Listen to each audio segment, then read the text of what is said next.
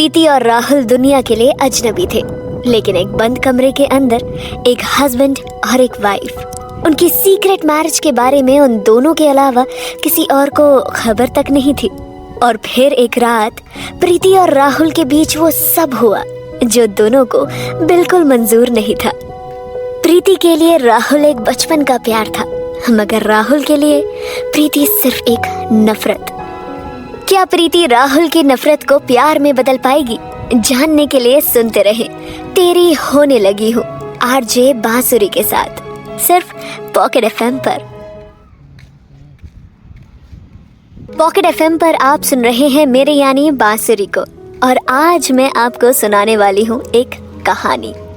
बढ़ते हैं आज के पहले एपिसोड की तरफ।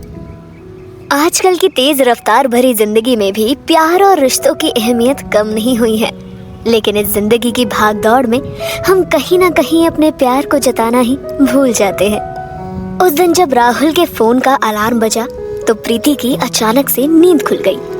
बगल में पलटते हुए उसे एहसास हुआ कि पिछली रात वो राहुल की बाहों में ही सो गई थी।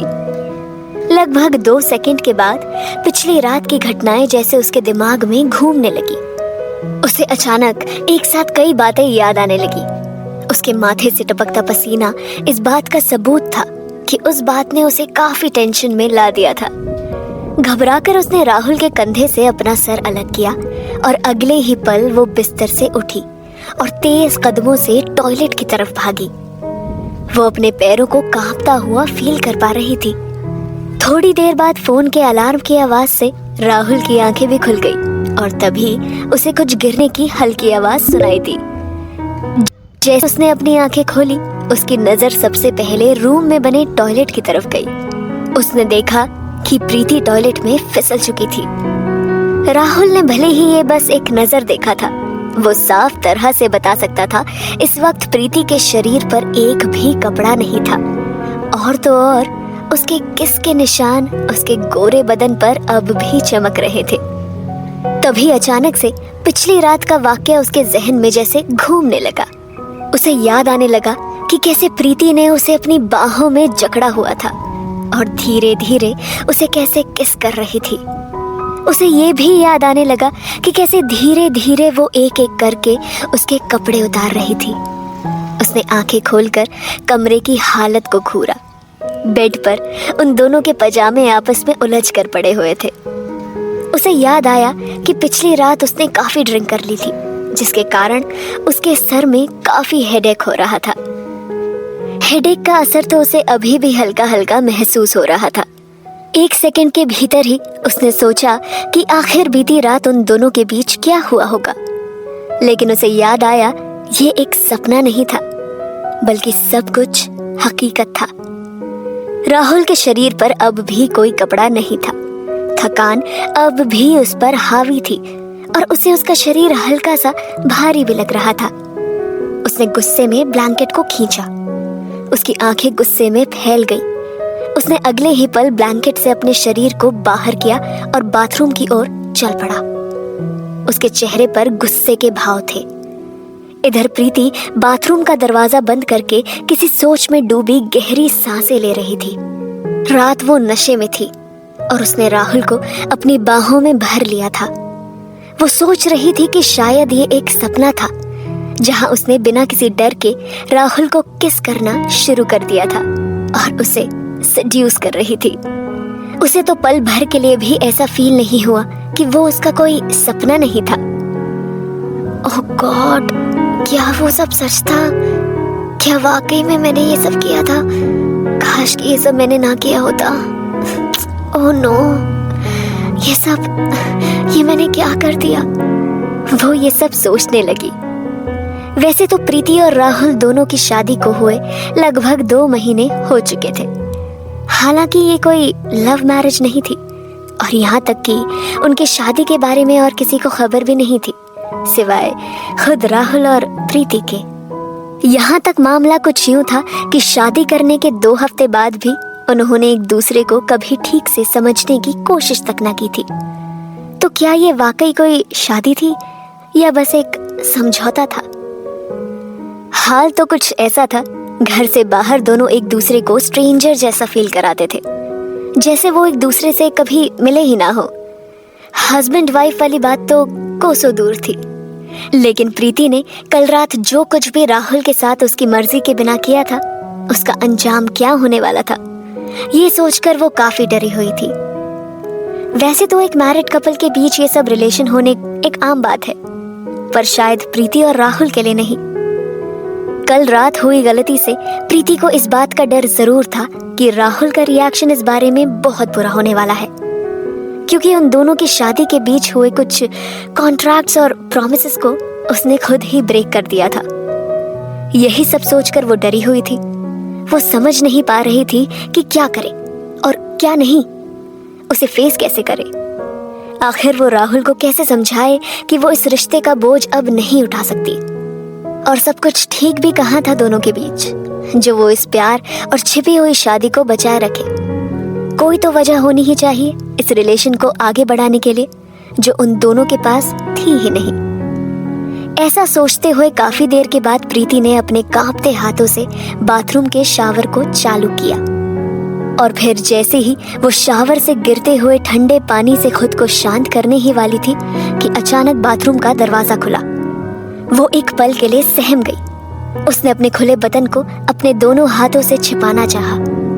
दरवाजे के पास राहुल खड़ा था। वो गुस्से में लग रहा था। वो अचानक बाथरूम में घुस आया। उसने बिना एक पल गवाए प्रीति को घूरा और उसने प्रीति की बाह पकड़कर पीछे की तरफ मोड़ दी।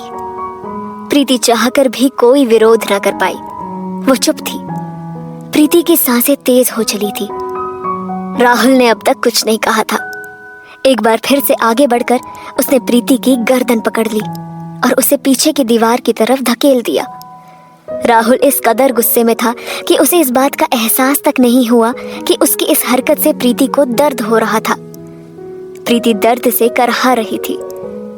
इससे पहले कि वो अपनी सांसों को कंट्रोल कर पाती, राहुल ने उसकी कलाई और जोर से मोड़ते हुए कहा, प्रीति, मैंने सोचा भी नहीं था कि तुम कभी मेरा ऐसा फायदा उठाओगी। अगले कुछ पलों तक एक खामोशी पसरी रही। मैंने कभी सोचा भी नहीं था तुम ऐसा करोगी, और वो भी तब जब मैं नशे में था। तुम मेरे बेड पर चढ़ गई और तुमने। इसके आगे राहुल कुछ ना कह सका। प्रीति उसकी सारी बातें चुपचाप सुनती रही। ठीक उसी पल राहुल को कुछ याद आने लगा था। उसने एक पल के लिए अपनी आंखें बंद की और अगले ही पल प्रीति का चेहरा जोर से अपनी तरफ घुमाया और उसकी आंखों को अपनी आंखों से मिलाते हुए देखा।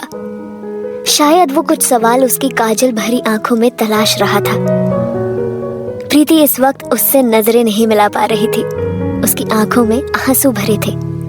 उसे प्रीति की आंखों में घूरते हुए कहा, प्रीति, अगर मुझे अच्छे से याद है तो हमारी शादी की रात तुमने मुझे हमारे बीच किसी भी शारीरिक रिश्ते के लिए मना किया था, और अब बस 2 महीने में ही तुमसे रहा भी नहीं गया। याद है तुम्हें या भूल चुकी हो? प्रीति ने राहुल के किसी सवाल का जवाब नहीं दिया। वो बस चुपचाप उसे देखती रही। उसके होंठ एक पल को हिले जरूर, पर वो चुप रही। राहुल उसकी कलाई को अब जोर से मरोड़ने लगा। प्रीति तब भी खामोश रही। राहुल अब भी उसकी आंखों में जवाब ढूंढता रहा। कुछ देर कमरे में एक खामोशी सी रही। राहुल प्रीति के मासूम से चेहरे को घूरता रहा। उस चेहरे में हमेशा की तरह मासूमियत थी। जाने क्यों एक पल के लिए प्रीति को लगा कि उसके मन की बात राहुल समझने की कोशिश कर रहा है। उसका दिल तेजी से धड़क रहा था। वो अपनी कलाई पर राहुल के दबाव का सामना नहीं कर पा रही थी, पर अब वो करती भी क्या। राहुल ने चुप्पी तोड़ते हुए कहा, या फिर तुम मेरे साथ सोना चाहती थी? हाँ प्रीति, बोलो। प्रीति अब भी खामोश रही। बोलो प्रीति, चुप क्यों हो? कुछ कहती क्यों नहीं? तुम्हारी ये खामोशी मुझे चुभ रही है। पता नहीं क्यों, पर अचानक से प्रीति को ऐसा फील होने लगा कि शायद राहुल उसके मन की बात जान चुका है, पर वो उसे क्या बताती। वो राहुल के सवालों से डरी हुई थी। वो अपनी फीलिंग्स को छिपाने के लिए बहुत कोशिश कर रही थी। अपनी फीलिंग्स को छुपाने की कोशिश करते हुए उसने कहा, राहुल, सच तो ये है, मुझे एक प्यार का नगमा है, टीवी सीरीज में बस एक अच्छे रोल की तलाश है, सो इसलिए मैंने ये सब। राहुल प्रीति की बातें सुनकर काफी देर तक चुप खड़ा रहा। उसे लगा जैसे उसका दिल उसके गले से बाहर निकल आएगा। इधर प्रीति राहुल के चेहरे की तरफ घूरने के लिए काफी स्ट्रगल कर रही थी।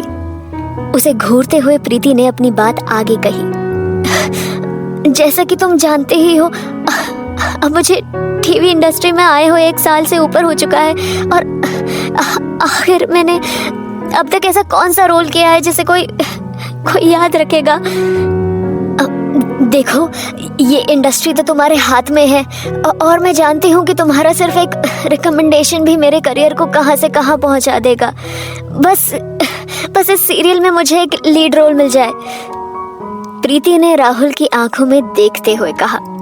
राहुल प्रीति की अजीब बातें सुनकर शॉक्ड था। लगभग 10 सेकंड के बाद प्रीति ने अपने लाल होठों को साइड से दबाते हुए आगे कहा, कल रात जो हुआ वो हम दोनों के लिए सही भी था और एक हद तक जरूरी भी था। अब मुझे कम से कम तुम पर इतना ट्रस्ट तो है कि तुम मेरे लिए ये छोटा सा काम जरूर करोगे ना।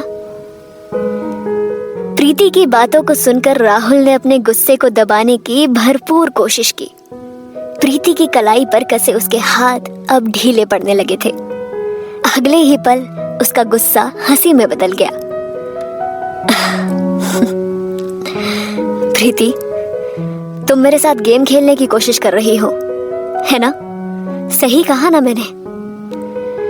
ऐसा कहते हुए राहुल एक पल के लिए मुस्कुराया और अगले ही पल दांत पीसते हुए प्रीति पर तेजी से झपटा और चिल्लाते हुए बोला, तो तुम्हें अब इस गेम को खेलने में मजा आने वाला है, ठीक है? मैं अब तुम्हें ऐसा मजा चखाऊंगा कि तुम भी याद रखोगी। लगता है तुम्हें इस कदर इस एक्टिंग की आदत पड़ने लगी है कि तुम अपना असली चेहरा कहीं उतार आई हो। सच कहा ना मिस प्रीति? प्रीति राहुल की आंखों में देख जरूर रही थी, पर वो चुप थी। उसके पास अब कोई जवाब नहीं था। सही कहते हैं, ये इश्क नहीं आसान, बस इतना समझ लीजिए, एक आग का दरिया है और डूब के जाना है। राहुल और प्रीति की नजदीकियां बढ़ती है कि नहीं, ये जानने के लिए आपको हमारा शो सुनते रहना पड़ेगा। तेरी होने लगी हूँ बांसुरी के साथ, सिर्फ पॉकेट FM पर।